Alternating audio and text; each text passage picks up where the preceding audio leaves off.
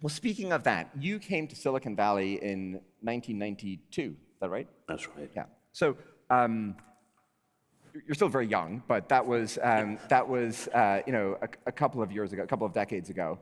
How has Silicon Valley? So Alan Kay says that the software industry and the computing industry is a pop culture in the sense that we are ahistorical and we don't understand the ideas and the antecedents and the things that came before us. And you know, that's Alan Kay's view. I don't know if it's right, but I thought it was an interesting idea. And certainly it's the case that if you ask people, I don't know, to, you know, in many industries, the greats and the creators and so forth are these kind of big hallowed names. But if you ask people, you know, who invented the internet, a lot of people in the technology industry don't have you know, a clear sense of that history. I've always found that kind of phenomenon interesting. But since you've now got to observe Silicon Valley for 33 years, how's it changed? Well, I think when I was at art school, I studied design in England. I was born in London and studied up in the Northeast.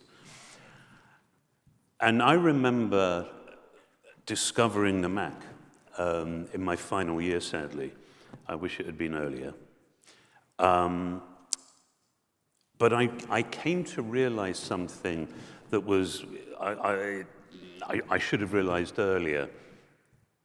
But that what I realized was that what we make stands testament to who we are.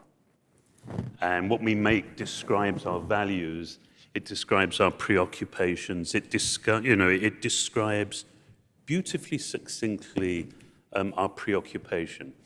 And this struck me so powerfully when I saw the Mac. And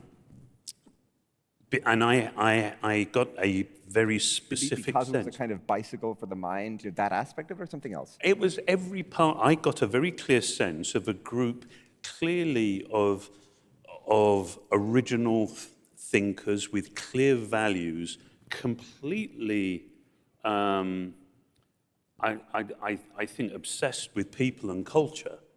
You know, there was, you know, you can look at something and it can tell you, I was designed to meet a price point at a certain time. So I hit the schedule, we can repent at our leisure, and it's as cheap as we hoped. Or you can try and design something that genuinely attempts to move the species on. And I had a very clear sense of the latter, that this was created by this renegade group in California, and so powerful.